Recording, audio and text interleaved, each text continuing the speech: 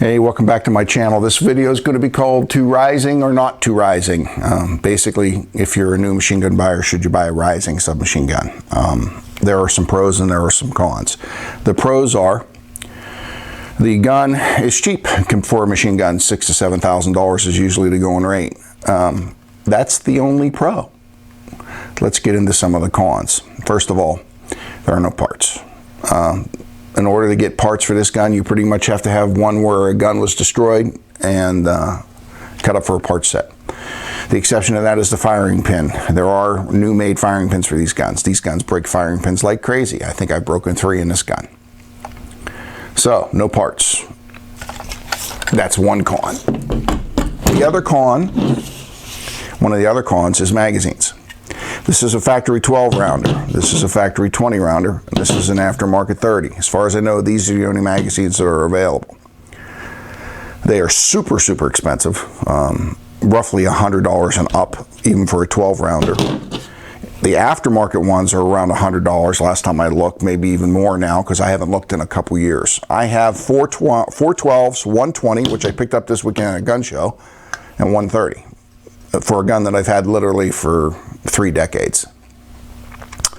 So, you add that. No parts, expensive magazines. And what else is the other reason why you probably shouldn't buy this as your first machine gun? It's not a very user-friendly machine gun. The cocking system is here. It's heavy, it's difficult. It's not natural like a handle here or even a T-handle on an M16. When you fire it, your hand can be hit by the cocking handle going back and forth. There's no last round bolt hold open. The magazines it's really a two-handed function to load the magazines. You have to pull this magazine catch back and then insert the magazine until this pops forward. As you can see, that isn't always the easiest thing to do. This gun's empty and it's not locking in. So, I don't have any idea why this isn't locking in, but I'm not going to screw with it here on video. Quality workmanship there, huh? Would I buy this if I was a first machine gun owner? Well, if I couldn't find a Mac, yeah, I would. Would I buy this over maybe a Spitfire? Would probably be the only gun I wouldn't buy. I would buy the Reising over. However, there is one thing to consider. This is an original World War II gun. It's hard to find an original World War II submachine gun or any automatic weapon that is affordable. So, if you have machine guns, say your first gun was a Mac, and you want a second one, yeah, I'd buy one of these. If you're heavily into World War II weaponry, especially U.S. weaponry, and you want a Class 3 gun to represent automatic weapons used in World War II, since the Marine Corps did use these, yeah, it's a good choice. That's the only way this is a good choice for a gun. So, we're going to take it out on the range and run it. We're going to run the 12 rounders, the 20 rounder, and the 30 rounder through it. Now, I should tell you what I had to do to make this gun run. Well, first of all, it's been re-blued. When I got this, is a police trade-in gun. When I got this gun in like '89, it was 5% bluing. It was literally in the white. The stock was terrible, so I had the gunsmith at the old Class 3 Supply did an excellent job of refurbishing it, but it never ran. So he polished the ramp a little bit for me, and it started feeding pretty good. One of the major problems with Reisings is springs. Fortunately, Wolf Gun Springs makes replacement spring kit for this gun. So what I did was, to make this gun right, is I took the new Wolf springs and I did a hodgepodge mix of Wolf springs and old springs, so I didn't get an over-tensioned brand new spring. So it runs pretty well. Now, that being said about the gun, Wolf, at least the last time I checked, doesn't make springs for these. And if it isn't one of the ones on the table, but I got a 12 rounder with this gun that a police department had left loaded probably since the 1950s. I got the gun in the 80s. You could literally just hold the thing up and the bullets would fall out. A lot of the springs in the magazines are shot. You can try the old stretching, but really they need to be, it would be nice if somebody made new springs. So, let's take it out on the range. You can see it run and you can decide if it's the gun for you. Thanks for coming. All right, we're here to the shooting part of the video. If I don't move very much, that's because we've got different cameras up, and hopefully we'll get this from different angles. And we're new at this, so we're learning as we go. I have two 12s, 120 and 130.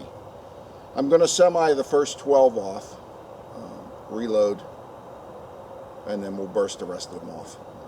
Maybe with the 20 we'll see how many we can get. So let's get it done, I guess.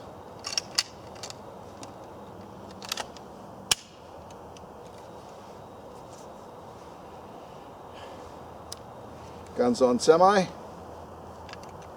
Go!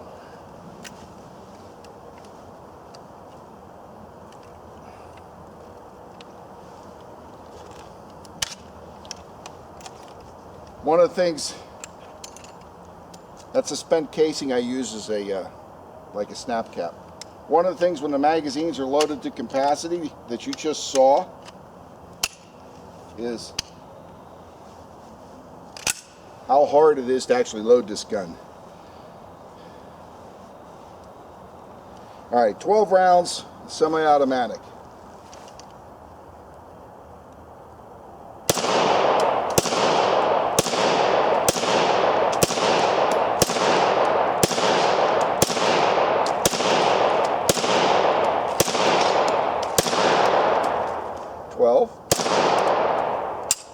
Maybe it was so hard because I loaded 13.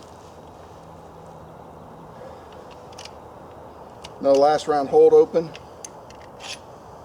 Magazine down in the grass.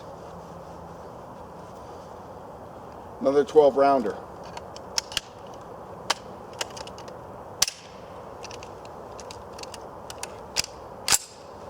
Full auto.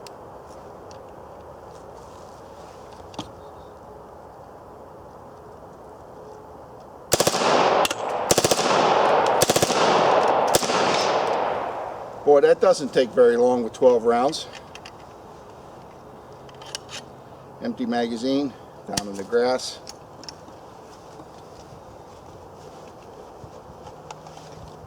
Factory 20.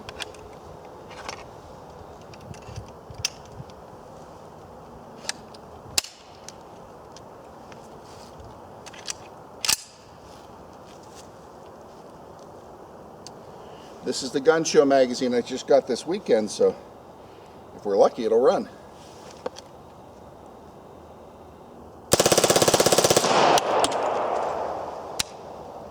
Boys, wow, that is impressive. 20 rounds. How long did that take?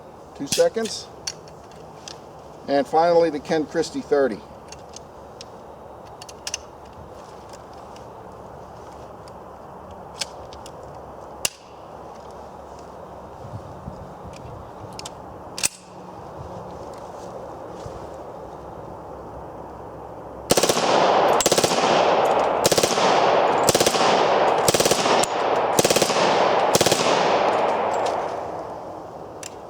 Ran flawless. So there you have it. To Reising or not to Reising. Up to you to decide if you want to buy one. But mine ran flawlessly, and as I explained earlier in the video, what I did to it to make it do that. Thanks for coming to the channel.